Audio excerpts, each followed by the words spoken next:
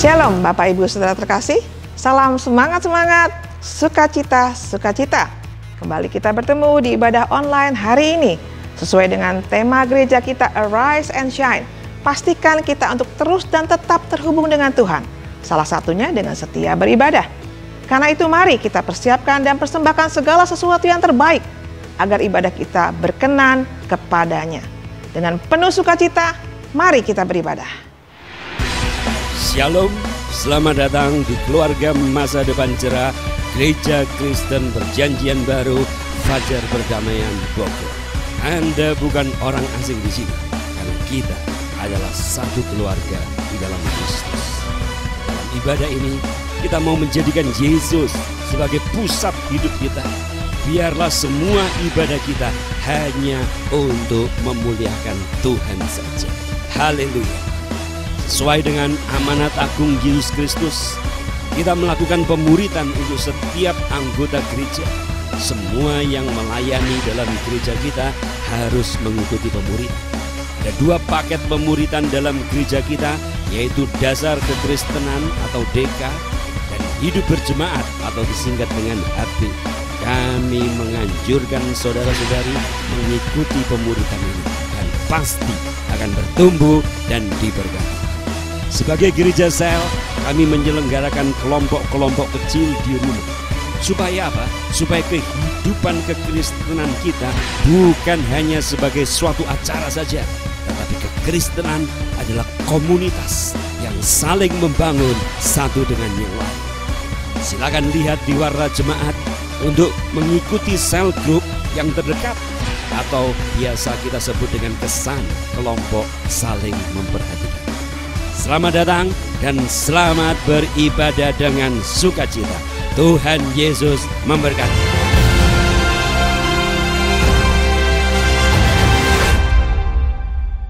Shalom. Kembali kita akan beribadah kepada Tuhan kita saudara. Senang sekali kita bisa beribadah pada Tuhan kita yang besar, Tuhan yang hidup, Tuhan yang berkuasa. Nama di atas segala nama. Kita beribadah pada Tuhan Allah yang dahsyat. Siapa yang percaya bahwa Tuhan kita adalah Allah yang dahsyat? Kita semua percaya, amin saudara. Dan kita percaya bahwa setiap puji-pujian kita naikkan ada kuasanya. Sebab nama Tuhan adalah nama yang berkuasa. Sama-sama kita mau nyatakan, Kaulah Tuhan kami, Kau menara yang teguh, Kau kota benteng kami Tuhan, Kau perlindungan kami, Tuhan pertahanan kami. Namanya Tuhanku, menara yang teguh, kota benteng perlindunganku, Allah yang perkasa, Dia Bapa yang kekal.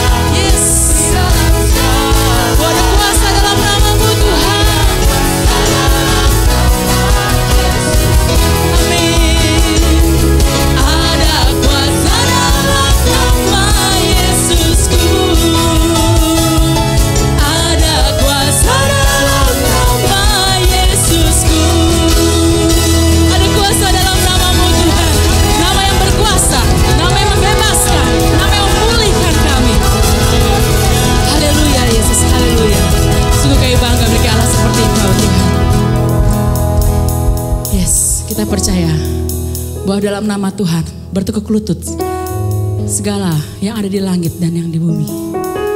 Dikatakan dalam Filipi mengatakan, itulah sebabnya Allah sangat meninggikan dia dan mengaruniakan kepadanya nama di atas segala nama, supaya dalam nama Yesus bertekuk lutut segala yang ada di langit dan yang ada di atas bumi dan yang ada di bawah bumi, dan segala lidah mengaku Yesus Kristus adalah Tuhan, bagi kemuliaan Allah Bapa. Mari kita mau tinggikan nama yang berkuasa, nama Tuhan, nama yang berdiam dalam diri kita, dalam hati kita, biar hidup kita dipenuhi oleh nama Tuhan. Haleluya Yesus, Engkaulah nama yang berkuasa Tuhan, Engkaulah Tuhan yang hidup, Allah yang maha kuasa.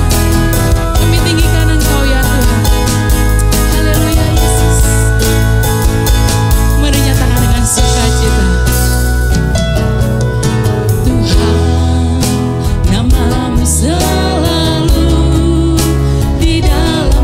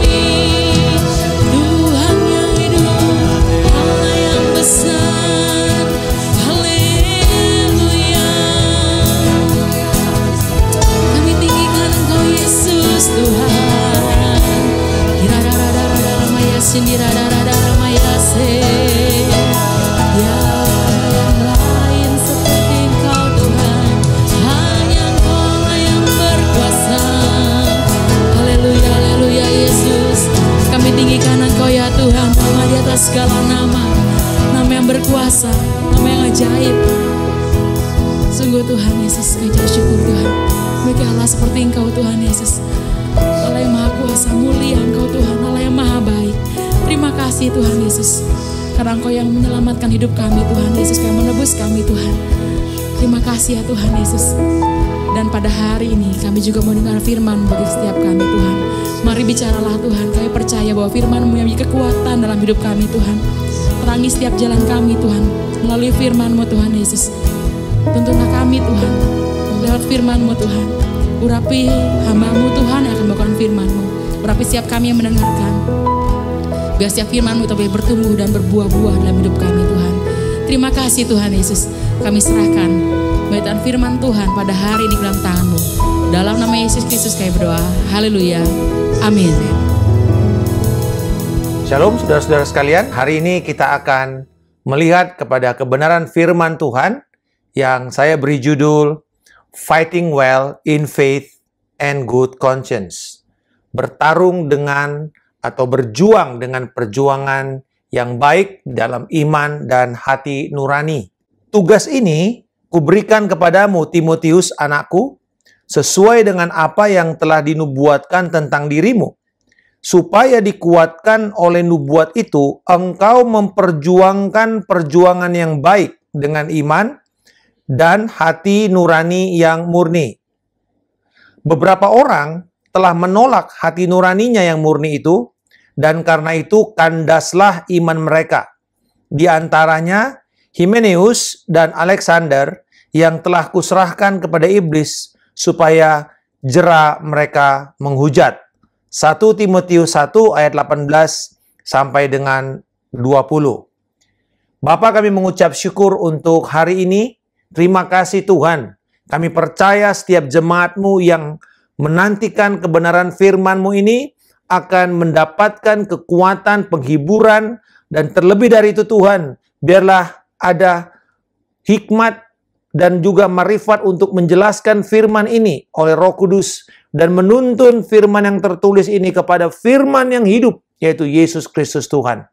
Terima kasih Tuhan, dan kami berdoa untuk Engkau yang melindungi acara ini Tuhan, pemberitaan firman ini dari awal pertengahan hingga pada akhirnya hanya bagi Tuhan Yesus Kristus saja. Dalam nama Tuhan Yesus Kristus kami berdoa dan mengucap syukur. Amin.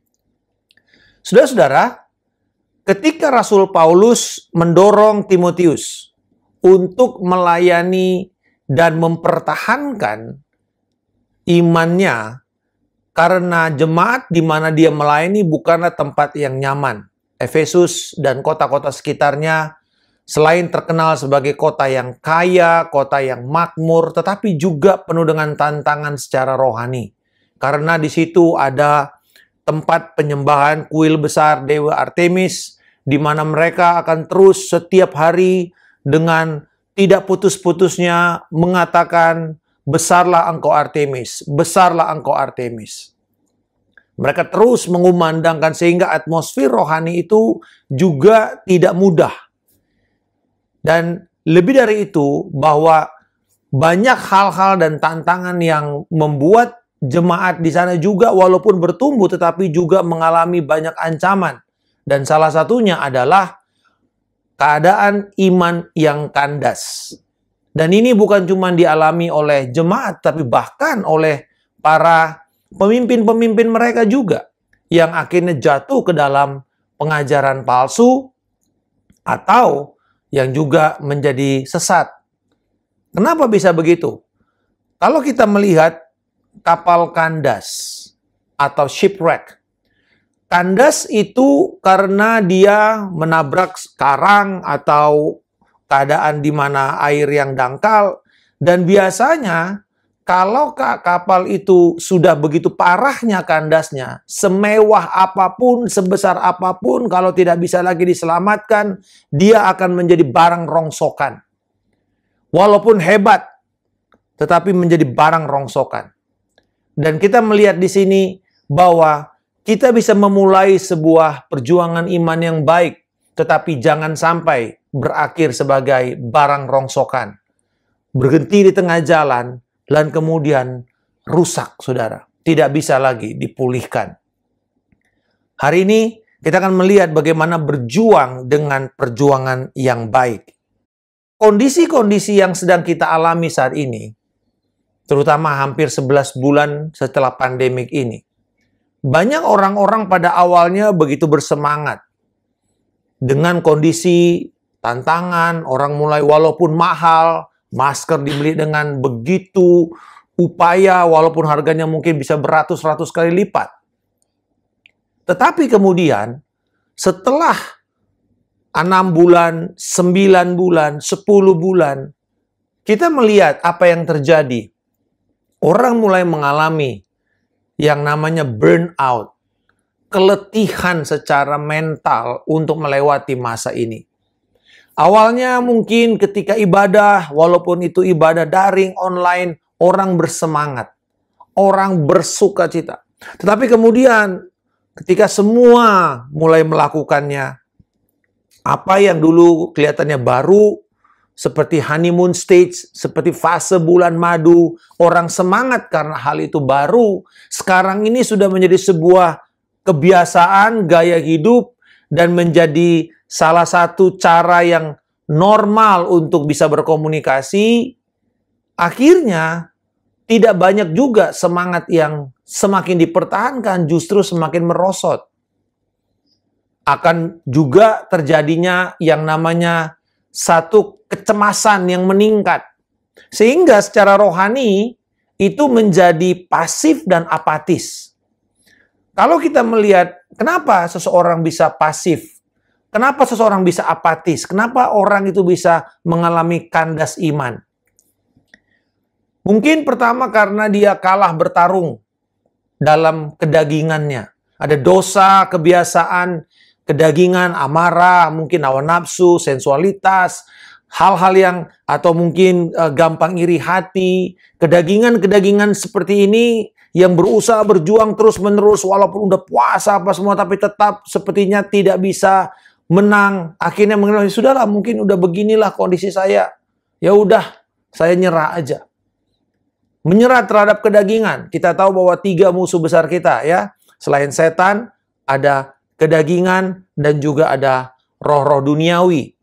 Nah, itu yang kedua, kalah bertarung dengan roh dunia. Di mana roh dunia begitu keras sekali menekan kita, sehingga akhirnya kita terjerat masuk ke dalam arus itu, dan kemudian malah hidup dengan keduniawian kita. Kita tahu bahwa ketika kita hidup dalam keduniawian, kita mematikan apa yang menjadi api dari Allah dalam hidup kita. Roh duniawi yang membuat kemudian kita bisa jatuh dan akhirnya kandas iman kita. Yang ketiga adalah bertarung dengan penganiayaan dan tidak bisa kuat menanggung penganiayaan, kesulitan, kesengsaraan. Ini yang terjadi ketika surat kepada jemaat yang berlatar belakang Ibrani. Dalam surat Ibrani dikatakan ayat pasal yang ke-12, 13, kita tahu bahwa mereka itu berjuang begitu sulit. Ada orang yang bahkan mengalami kesewenang-wenangan. Mereka karena iman, mereka dianiaya, dimiskinkan. Wah, susah sekali kehidupan mereka. Tetapi di situ justru ada yang bangkit, ada yang kuat. Dan bahkan kenapa ada Ibrani pasal 11 itu untuk memberikan semangat kepada jemaat ini. yang sedang mengalami kesulitan ini, yang sedang mengalami aniaya ini, kesengsaraan ini. Tidak mudah menjadi orang percaya pada abad pertama.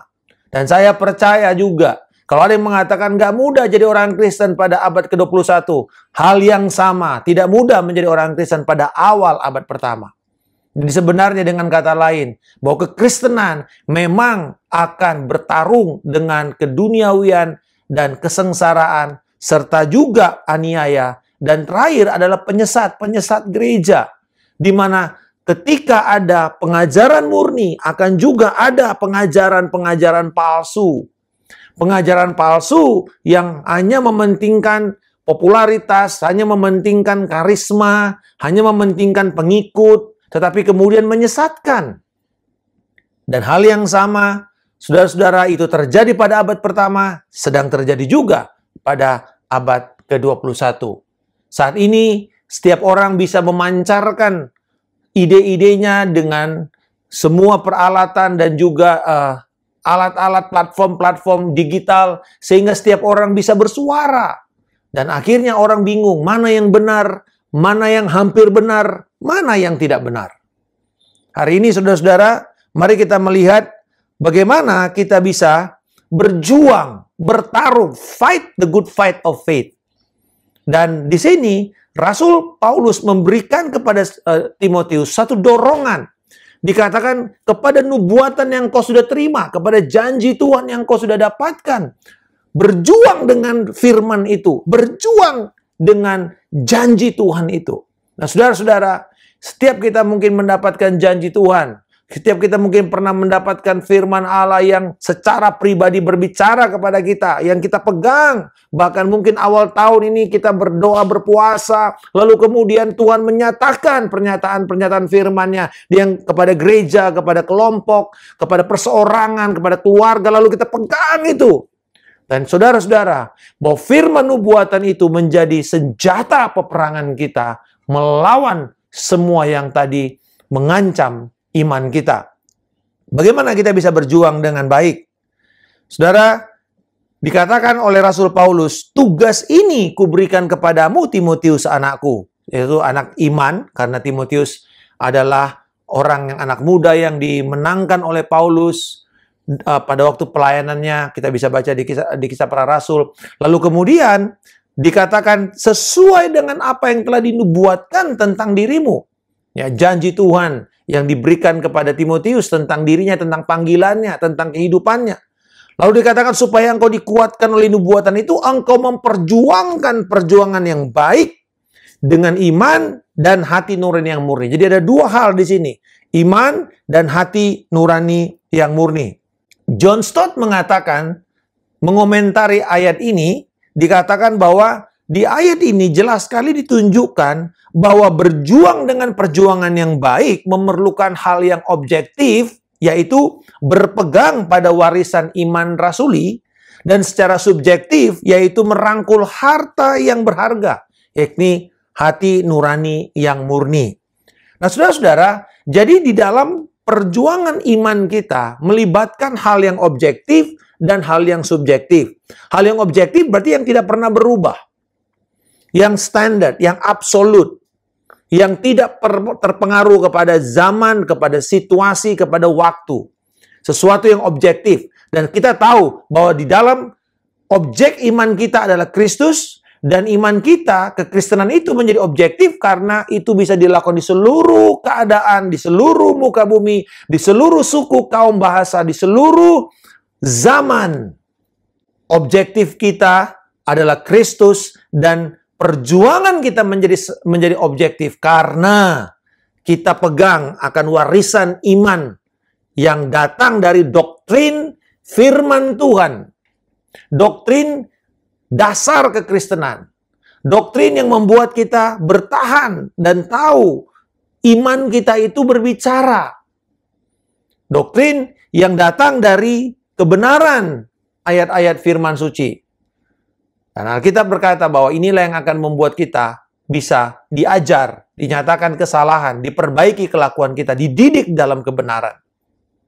Secara subjektif, ini berbicara mengenai Hati nurani, kan setiap manusia itu beda-beda kondisi hati nuraninya. Tergantung bagaimana nanti dia hidup di dalam ketaatan Tuhan. Kalau yang objektif jelas ya, firman itu tidak pernah berubah. Standar firman sama. Tidak ada yang mengatakan, oh standar firman kepada pendeta lebih tinggi daripada kepada jemaat biasa. Nggak ada, saudara. Tetapi, kalau bicara hati nurani, nah ini tergantung juga dari kedewasaan, dari seberapa sering atau seberapa dekat kita melangkah bersama dengan Kristus. Nah, saudara-saudara, dua hal ini penting. Secara objektif dan secara subjektif. Nah, jadi bagaimana? Kita lihat ada dua hal. Yang pertama, kita akan melihat berjuang secara objektif, yaitu dengan doktrin yang benar. Pengajaran-pengajaran dasar-dasar, bukan hanya dasar-dasar kekristenan, seperti sebuah proses kelas-kelas pembinaan iman, bukan cuma itu, tetapi doktrin berbicara mengenai apa yang diajarkan dan menjadi dasar iman kita bertindak. Saat ini yang terjadi adalah dengan begitu banyaknya literatur-literatur kekristenan, buku-buku Kristen, baik yang populer maupun buku-buku teologi. Kalau dibanding 30 tahun yang lalu, akses kita terhadap pengetahuan rohani itu masih sangat terbatas, masih sangat mahal. Sekarang kita bisa mendapatkan buku-buku murah, buku bahkan gratis, selama kita masih punya data dan internet.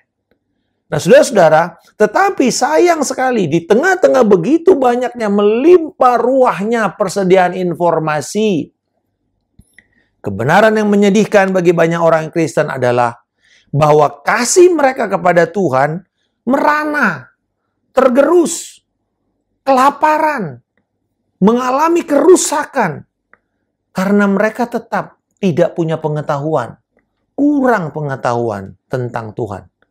Alkitab berkata bahwa umatku binasa karena kurangnya pengetahuan akan Allah. Nah, saudara-saudara, ini adalah fakta yang menyedihkan.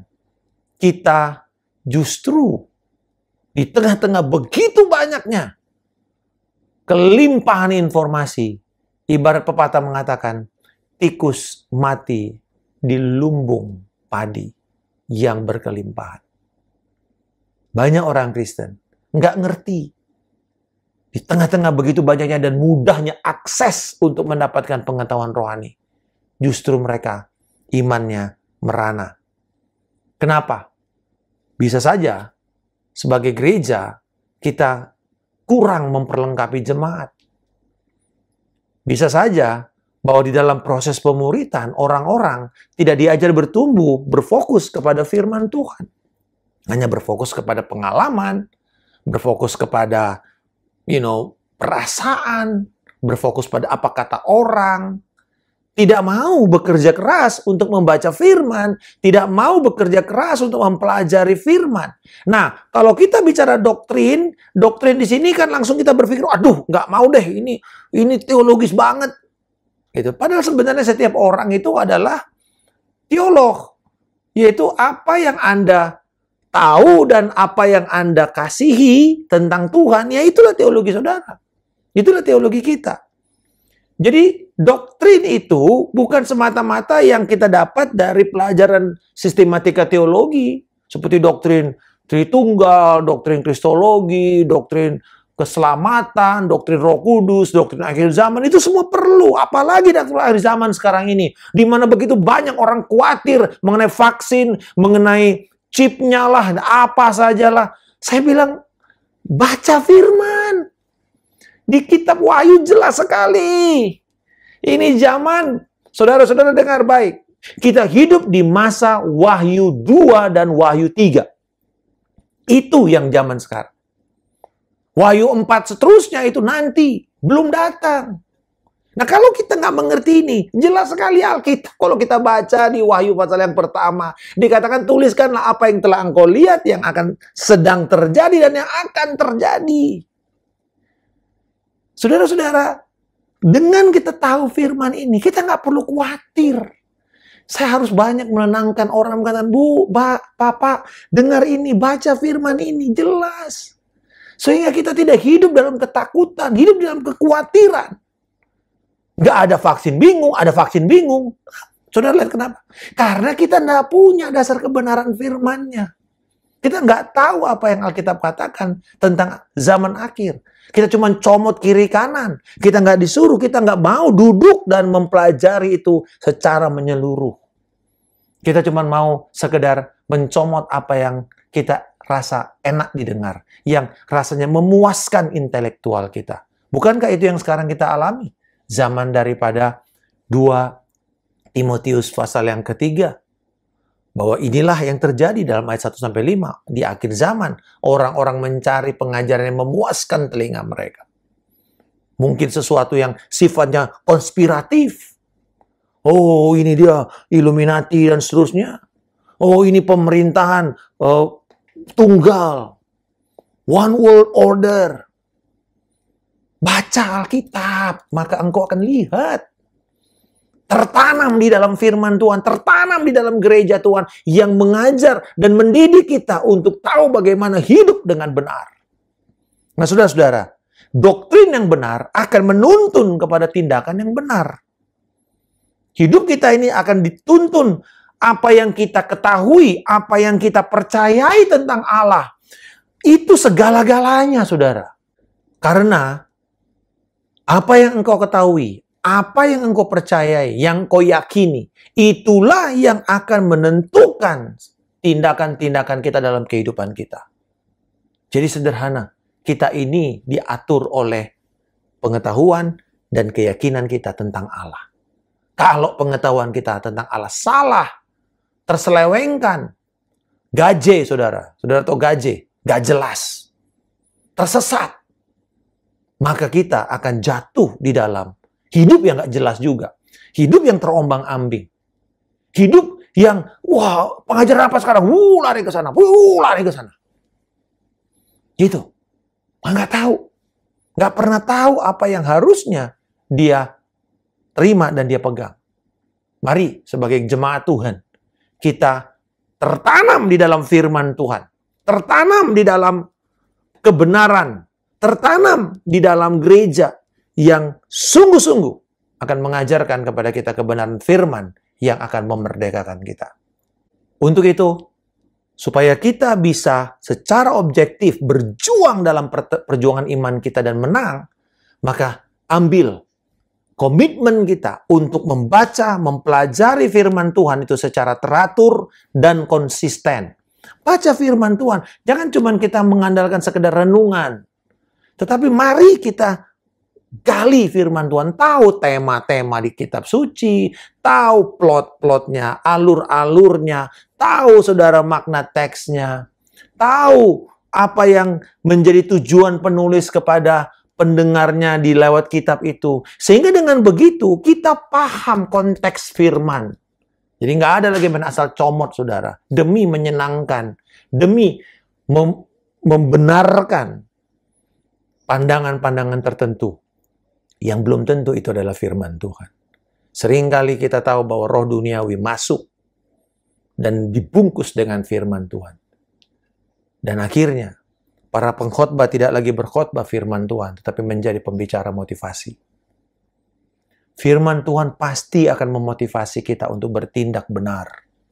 Tetapi harus dengan keseriusan menggali, bekerja keras untuk kita bisa mengerti dan bertahan di dalam perjuangan iman kita. Saudara-saudara, jadi yang pertama, pegang, pelajari, tertanam di dalam firman Allah. Tertanam di dalam Roh Kudus yang memberikan kepada kita covenant, perjanjian. Dan Kristus sudah menjadi perjanjian kita. Dia sudah diberikan perjanjian firman dan perjanjian roh. Dan ini waktunya. Di dalam Yesaya pasal yang ke-60 ayat pertama. Itu ayat yang menjadi dasar kita untuk kita mengerti akan panggilan Allah. Itu diberikan kepada kota Tuhan, kepada Sion. Dan ini bukan bicara mengenai secara fisik, tetapi bicara mengenai kota yang Tuhan akan berikan kepada kita di dalam kemuliaan, yaitu Yerusalem baru. Tetapi dia berbicara mengenai umat Allah di situ. Dia berbicara mengenai orang-orang yang ditebus. Dia nggak bicara mengenai Israel fisik, tapi dia bicara mengenai orang-orang yang ditebus, yang bertobat. Dan kalau kita baca, kita tarik sedikit ayat di dalam pasal sebelumnya, 59, di situ saudara akan lihat sebuah perputaran dari kondisi orang yang mau bertobat, yang mau dipulihkan, lalu terjadi perputaran, pivotal movement, sebuah tindakan berputar di mana akhirnya berbalik, dan di situ dikatakan apa? Bahwa Tuhan akan memberikan kepadamu, dan dikatakan itu seseorang yang mendapatkan covenant firman dan covenant rohani, covenant roh. Dan ini berbicara tentang hamba Tuhan yang sengsara dalam kitab Yesaya, yaitu berbicara tentang Kristus. Jadi saudara-saudara, kita yang sudah mendapatkan perjanjian di dalam Kristus Yesus, kita ini yang akan bangkit dan bersinar. Dan orang akan datang karena sinar. Saudara-saudara, di dalam Kristus, kita tidak perlu ngoyo untuk menjadi terang. Kita adalah terang itu sendiri. Kita terang karena Kristus tinggal di dalam kita. Kita garam. Kita tidak perlu berusaha menjadi garam. Itu identitas kita. Itu panggilan kita. Dan kalau kita tidak mau, Tuhan mengatakan, untuk apa terang kalau ditaruh di bawah gantang? Hanya disumpetin. Terang itu harus ditarik ke atas. Supaya menjadi referensi orang untuk naik dan pergi ke gunung Tuhan. Saudara-saudara, ini yang kita mau lihat. Bahwa Tuhan mau kita mengerti firman-Nya. Sehingga dengan itu setiap hari, kesempatan yang Tuhan berikan kepada kita untuk kita bisa broadcast firman Tuhan. Kita broadcast dengan kebenaran. Yang hakiki, yang membebaskan, yang memerdekakan setiap orang. Haleluya. Mari pelajari firman Tuhan dengan serius. Mari tertanam di dalam doktrin yang benar. Di dalam tahun ini. Ambil effort, ambil usaha jemaat Tuhan. Untuk kita mempelajari firman Tuhan dengan serius. Bukan cuma sekedar apa yang populer, apa yang menyenangkan telinga kita. Nah yang kedua dikatakan perjuangan yang baik dengan hati nurani. Hati nurani kalau tercemar itu adalah sumber penyesatan. John Calvin mengatakan hati nurani yang tercemar adalah induk dari segala penyesatan rohani. Nah ini menarik sekali. Bahwa ternyata Rasul Paulus memberikan begitu banyak tekanan kepada hati nurani ini, saudara. Kepada Timotius sendiri, dia mengatakan minimal 3 kali tentang pentingnya hati nurani ini. Baik kepada dirinya, baik kepada pemimpin-pemimpin, supaya mereka tidak jatuh dan tersesat. Saudara-saudara, coba kita lihat dalam 1 Timotius 3 ayat 8-9. Demikian juga diaken-diaken, haruslah orang terhormat, jangan bercabang lidah. Ya, jadi memiliki integritas. Jangan bermuka dua, jangan munafik. Jangan penggemar anggur. Jangan serakah. Ini bicara mengenai tamak, bicara mengenai uang. Lalu kemudian dia bilang, melainkan orang yang memelihara rahasia iman. Nah, kembali lagi, rahasia iman. The mysterion. Itu rahasia iman, doktrin kebenaran firman. Tetapi juga dalam hati nurani yang suci. Wow. Kita bertobat lahir baru, kita memiliki roh Allah di dalam hidup kita, dan hati nurani kita disucikan oleh Roh Kudus. Dan dikatakan iman kita itu harus bekerja di dalam hati nurani yang suci. Berikutnya Rasul Paulus mengatakan bahkan tentang siapa dia dan apa yang mendorong dia di dalam pelayanannya.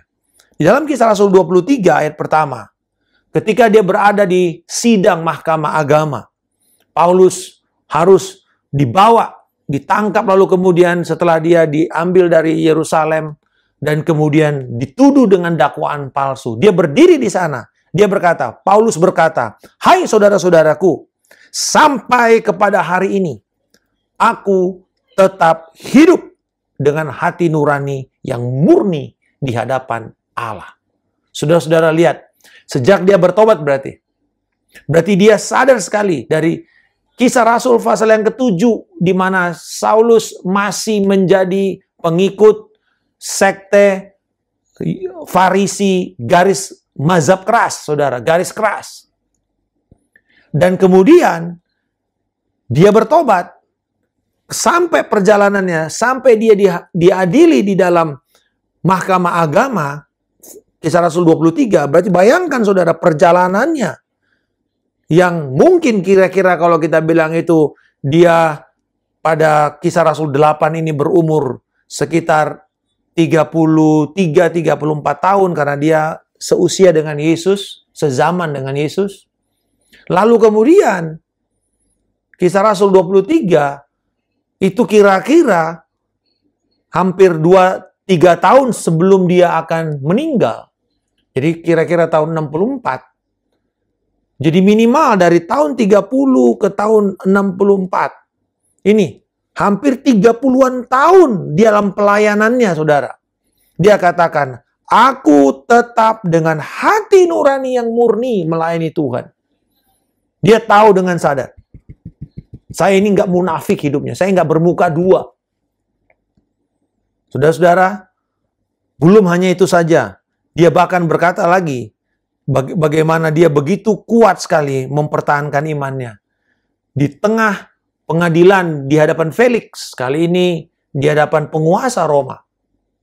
Dia katakan, sebab itu aku senantiasa berusaha untuk hidup dengan hati nurani yang murni di hadapan Allah dan manusia. Luar biasa, saudara. Kisah Rasul 24 ayat 16. Mari kita lihat di sini. Seorang yang melewati begitu banyak kesulitan. Apa yang kurang di dalam kesulitan Paulus? Kesulitan fisik. Saudara baca di dalam 2 Korintus pasal yang keempat sampai dengan yang ke-11. Itu adalah kurikulum vitae pelayanan Paulus. Dicambuk, didera, dipukuli, masuk penjara, kena karam kapal, dipatok ular, wah segala macam. Miskin, kedinginan, nggak punya pakaian, dikhianati. Oh saudara, sepertinya orang mengatakan ini orang terkutuk kali ini. Sepertinya kesulitan terus mengikuti dia. Tetapi dia justru karena Injil melakukan itu, mengalami itu semuanya. Tetapi dia katakan, sampai saat ini, aku senantiasa berusaha. Saudara perhatikan baik-baik. Paulus enggak mengatakan hati nurani itu datang begitu saja. Oh, karena dia udah lama dalam Tuhan, lalu hati nuraninya pasti bersih. Enggak, saudara. Saudara lihat di sini. Aku senantiasa berusaha. Oh, ini bukan satu pekerjaan remeh mempertahankan hati nurani. Karena semakin kita di dalam Tuhan, makin kita lama dalam Tuhan, kita tahu bahwa persoalan-persoalan kita bukan lagi dosa-dosa yang kelihatannya sangat tangible, sangat besar. Tapi misalnya justru yang apa, saudara? Yang benar dan yang hampir benar. Itu tantangan kita. Semakin kita dalam Tuhan, tantangan kita adalah bagaimana menjaga hati nurani kita murni. Artinya murni begini, saudara. Kira-kira di depan Allah kita bisa nggak mengatakan, Tuhan, aku sudah hidup benar. Kalau di depan manusia mungkin bisa. Berapa hari yang lalu, dosen saya menulis satu artikel mengenai plagiat adalah dosa. Dalam akademis, termasuk dikatakan, para pengkhotbah-pengkhotbah, apakah engkau mau jujur nuranimu di depan Tuhan dan berkata, Tuhan, aku mempersiapkan khotbah ini dengan susah payah, dengan usahaku. Karena sekarang gampang. Internet, kita tinggal copy paste. Orang-orang melakukan itu di dalam dunia akademis, di dalam segala macam, termasuk di dalam rohani. Oh, saya mau mengatakan, Pak, bukankah kita perlu belajar dari orang lain? Oh yes, tapi kita juga perlu harus memberikan kredit. Kita belajar dari siapa? Kita mengutip dari mana? Nah, saudara-saudara, Rasul Paulus bisa mengatakan, aku mendapatkan ini dari Tuhan. Dia betul mempertahankan itu. Kalau saudara perhatikan, di dalam kesaksiannya di situ, kesaksiannya tidak berubah dengan cerita waktu dia mengalami perjumpaan dengan Tuhan Yesus di Damaskus. Dia nggak tambah, dia nggak kurangi, dia nggak bumbu-bumbuin, saudara. Saudara selalu perhatikan, kesaksiannya selalu konsisten. Kenapa? Karena itu yang dia alami. Dia nggak tambah, dia nggak bumbui, saudara. Dia nggak bikin supaya itu menjadi enak atau bikin jadi wah viral. Nggak perlu. Dia katakan terhadap penglihatan yang dari sorga, aku tidak pernah tidak taat. Oh, dia mendapatkan penyataan Allah. Dan dia bisa berkata itu ketika dia berdiri. Saudara-saudara, saya percaya bahwa ini yang perlu kita bangun. Hati nurani yang murni ini. Bertahan. Dan untuk itu kita perlu tertanam di dalam persekutuan, di dalam pemuritan, di dalam kelompok-kelompok pemuritan, di mana di situ kita bergesek satu sama lain. Relasi kita satu sama lain akan semakin dimurnikan.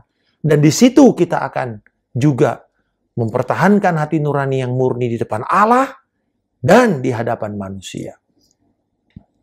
Mari saya mengajak kita semua untuk melihat bahwa hati nurani ini begitu penting. Nah, dari mana tantangan hati nurani itu bisa menjadi rusak? Saudara-saudara, ternyata ini yang paling berbahaya. Ketidaktaatan yang disengaja itu membunuh kehidupan kerohanian kita. Ketidaktaatan yang disengaja. Karena kita berpikir, ya sudahlah, kan pasti akan diampuni Tuhan juga. Toh juga pasti akan ada pengampunan. Betul, akan ada pengampunan. Tidak salah. Tapi hati-hati.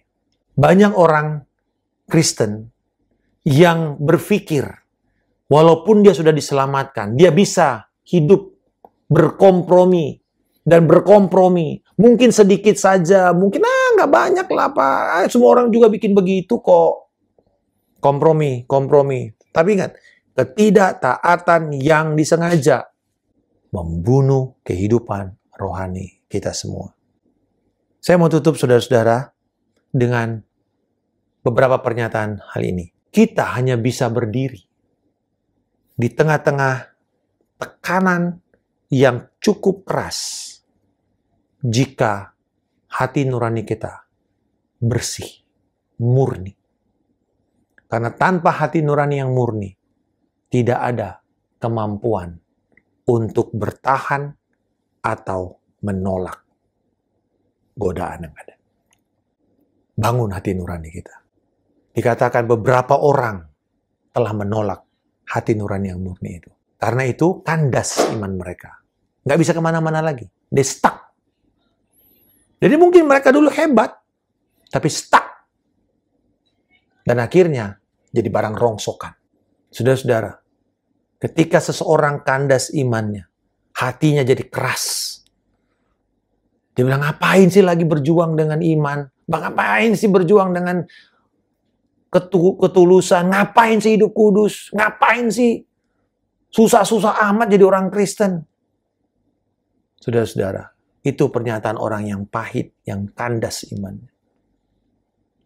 Mereka mungkin juga ada yang dikecewakan oleh keadaan, oleh pelayan-pelayan Tuhan. Sehingga mereka mengatakan, ngapain lagi? Saya hidup suci, saya hidup benar, saya hidup takut akan Tuhan. Orang lain juga melakukan, kok malah enak kok mereka. Nah saudara-saudara, mari perhatikan di sini. Di antara orang-orang yang menolak itu dikatakan ada Hymenaeus dan Alexander yang telah dikuserahkan kepada iblis supaya jera menghujat. Akhirnya orang-orang ini begitu pahit. Mereka menghujat. Mereka menghujat Tuhan, menghujat jemaat. Dikatakan perkataan mereka dalam 2 Timotius 2, 17-18. Menjalar seperti penyakit kanker. Kita tahu, cancer ini saudara, ancaman yang membunuh dari dalam, menggerogoti dari dalam. Merusak dari dalam. Di antara mereka itu, Hymenaeus dan Philetus. Jadi, Hymenaeus salah satunya. Perkataan. Saudara lihat. Jadi mereka merusak dari dalam dengan perkataan negatif. Dengan perkataan yang tidak sportif, yang tidak mendukung kepemimpinan, yang tidak mendukung apa yang Roh Tuhan sedang katakan kepada gereja. Telah menyimpang dari kebenaran dengan mengajarkan. Nah ya saudara, jadi apa bentuk penyimpangan mereka? Bukan cuma mereka tidak mau percaya lagi, tapi mereka melawan itu dengan mengajarkan yang sesat. Saudara perhatikan apa yang mereka ajarkan. Hal yang rohani. Mereka mengajarkan bahwa kebangkitan kita telah berlangsung. Jadi bilang, oh udah ada kebangkitan. Orang udah naik ke sorga, orang sudah diangkat. Saudara, hal yang sama kan? Sampai sekarang ini juga itu yang menjadi masalah. Kenapa? Karena mereka tidak tahu kebenaran dasar tentang akhir zaman. Nah, Bapak Ibu Saudara-saudara sekalian, Hymenaeus, Alexander, Philetus, orang-orang yang tahu firman, orang yang cakap sebelumnya, dilatih sebelumnya, tetapi iman mereka kandas karena tidak jaga nurani mereka murni. Tidak jaga nurani mereka untuk benar di hadapan Tuhan. Ketika kita tertanam di dalam persekutuan dalam Roh Kudus, setiap hari kita datang di dalam devotion kita untuk mengatakan, selidiki aku. Lihat hatiku Tuhan. Lihat hatiku Tuhan. Dan izinkan firman yang menjadi cermin untuk kita kemudian serius.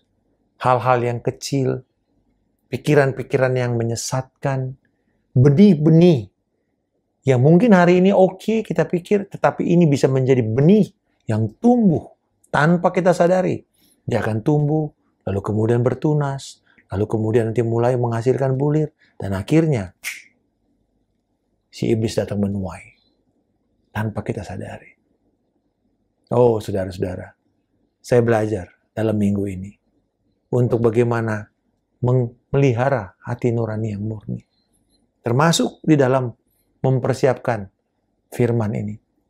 Saya mulai lagi pelajari lagi, mulai lagi pelajari. Dan saya bilang, wow Tuhan, apakah hari ini saya bisa berdiri di depan Engkau dan mengatakan, aku menjaga hati nuraniku murni di depan Engkau dan di depan jemaat.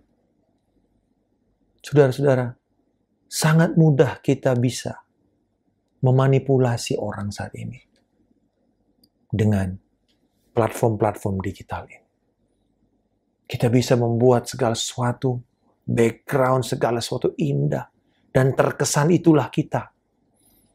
Kita mau menggambarkan dengan posting-posting kita di dalam Instagram atau platform-platform digital yang lain. Oh, inilah dia. Kita mencitrakan orang ini sebagai penggemar, pembaca buku, dan seterusnya. Pertanyaannya, apakah itu yang menjadi gaya hidup dia setiap hari? Siapa yang tahu? Nah, di dalam pemuritan itu yang kita tahu. Kita hidup, kita terbuka, dan menjadi apa adanya. Di dalam pertemuan-pertemuan doa, ketika kita masuk dalam breakout room, dan kita saling mendoakan, saling menjaga satu sama lain, saling menegur, mengingatkan. Di situ hati nurani kita tumbuh, bersih. Tapi yang paling penting, izinkan firman dan Roh Kudus membersihkan hati nurani kita setiap hari. Dan saya percaya, setiap tantangan relasi yang ada, itu gunanya untuk menguduskan kita. Gunanya untuk menguduskan kita. Bapak, kami mengucap syukur pada saat ini. Tuhan, sekiranya hari ini Engkau hadir. Tuhan, apakah kami bisa berkata seperti Rasul Paulus berkata, bahwa selama ini aku senantiasa hidup, berusaha untuk hidup dengan hati nurani yang murni di hadapan Engkau dan di hadapan jemaat. Ampuni kami Tuhan, dengan setiap kemunafikan, setiap manipulasi-manipulasi rohani. Kami bertobat untuk hal-hal yang selama ini kami berpikir itu oke. Tapi kami sadar bahwa itu adalah ketidaktaatan yang disengaja, yang kami biarkan. Dan saya merasakan ini yang Roh Kudus katakan kepada kita jemaat, hati-hati dengan roh pembiaran. Anak-anak Eli itu hancur karena adanya roh pembiaran dari orang tuanya. Mereka mati sedang melakukan ritual ibadah, tetapi ritual ibadah yang tidak berkenan kepada Tuhan. Hati-hati dengan roh pembiaran, di mana kita berpikir itu oke. Ya sudahlah, memang zamannya lagi begini, lagi susah. It's okay untuk engkau mengkompromikan firman. Tapi hari ini firman Tuhan berkata, Roh Kudus mengingatkan kita, berhati-hati dengan roh pembiaran. Bila engkau ingin menjaga hati nuranimu murni, sekecil apapun, sehalus apapun teguran dari Roh Kudus lewat firman-Nya dalam hati kita, dalam nurani kita, mari kita kembali untuk membuat itu menjadi sensitif. Dengan kita tertanam kepada firman, kepada Roh Kudus, kepada hubungan pribadi kita dengan Tuhan, di dalam devosi-devosi kita setiap hari, dalam penyembahan kita, di dalam kehidupan berjemaat. Biarkan ini sungguh akan menjadi kesaksian, sehingga kemudian kita bisa berdiri di hadapan orang, di hadapan dunia, dan berkata, sampai hari ini, sejak aku menerima Kristus, sampai kepada hari ini, aku tetap hidup dengan hati nurani yang murni. Dan aku berdoa Tuhan, sepanjang 2021 ini, Engkau yang akan membuat jemaat-Mu Tuhan, terus berusaha untuk hidup dan mempertahankan hati nurani yang murni. Berkati Tuhan kepemimpinan jemaat, untuk sungguh-sungguh hidup dengan hati nurani yang murni. Menuntun setiap jemaat untuk tertanam kepada firman-Mu, tertanam covenant kepada Roh-Mu, kepada firman-Mu, kepada gereja-Mu, kepada setiap orang percaya. Dan lebih lagi itu, covenant kepada panggilan Allah untuk melihat tuaian terjadi, supaya kami terus bangkit dan terang Kristus bercahaya dalam hidup kami. Di dalam nama Tuhan Yesus Kristus kami berdoa. Haleluya. Amin. Bapak, Ibu, dan saudara terkasih, pastinya lewat ibadah kali ini kita telah diberkati dengan pengharapan dan kekuatan baru untuk menjalani hari-hari di depan. Sebagai ucapan syukur kita kepada Tuhan untuk persembahan, perpuluhan, dana pembangunan gereja, dan dana diakonia dapat dikirimkan melalui transfer ke rekening bank yang tertera di layar berikut ini.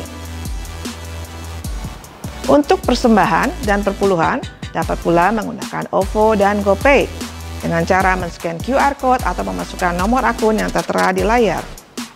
Kondisi yang ada saat ini belum memungkinkan kita untuk beribadah secara onsite. Karena itu untuk Sabtu tanggal 6 Februari 2021, ibadah masih diadakan secara online dan dapat diakses mulai pukul 5 sore melalui YouTube channel MDC Bogor Online. Ibadah akan dilayani oleh Pastor Mimi Santosa disertai dengan perjamuan kudus. Dimohon jemaat dapat mempersiapkan diri. Anggur perjamuan dapat diambil di sekretariat, sedangkan roti dapat disiapkan sendiri oleh masing-masing di rumah. Doa jemaat Rabu. Secara rutin masih diadakan secara online tiap hari Rabu pukul 18.30. Kami menghimbau jemaat Bogor, Depok, dan Tangsel untuk tetap semangat berdoa dan mengikuti doa jemaat Rabu ini baik melalui Zoom ataupun YouTube. Meeting ID dan password tersedia di layar. Doa Fajar diadakan tiap Senin pukul 5.30 pagi. Sungguh suatu yang baik apabila kita dapat mengawali satu minggu yang baru dengan berdoa bersama. Meeting ID akan disampaikan lewat grup kesahan masing-masing. Kesahan online jangan lupa tetap wajib dijalankan. Mari kita tetap semangat menjangkau jiwa walaupun di masa pandemi seperti ini. Kita sama-sama membawa jiwa-jiwa baru kepada Tuhan. Kembali kami mengingatkan himbauan pemerintah, bila mana tidak ada hal yang terlalu penting, jemaat diminta untuk tetap tinggal di rumah, mentaati protokol kesehatan dan menjaga kesehatan dengan baik. Tetap semangat, Tuhan Yesus menyertai kita semua. God bless you all. Ya, saudara, saya yakin kita semua sangat diberkati oleh penyampaian firman Tuhan yang disampaikan oleh Pak Markus Simanjuntak. Terima kasih Pak Markus sudah menjadi berkat bagi setiap kita. Kalimat terakhir yang disampaikan yaitu bahwa ketika moral tergelincir, doktrin surut, maka perjuangan segera melemah dan kalah. Bapak Ibu Saudara, peperangan kita bukanlah melawan darah dan daging. Saudara seiman kita itu bukan musuh kita, tetapi aktor intelektual di balik setiap peristiwa yang ada. Itu yang harus kita perangi, yaitu si jahat. Karena itu perjuangkanlah perjuangan yang baik dengan iman dan hati nurani yang murni. Mari saudara, bawalah berkat firman Tuhan ini menjadi dasar dan kekuatan untuk terus memperjuangkan perjuangan yang baik dengan iman, tetapi terus menjaga hati nurani kita tetap bersih di hadapan Tuhan. Mari terimalah berkat Tuhan.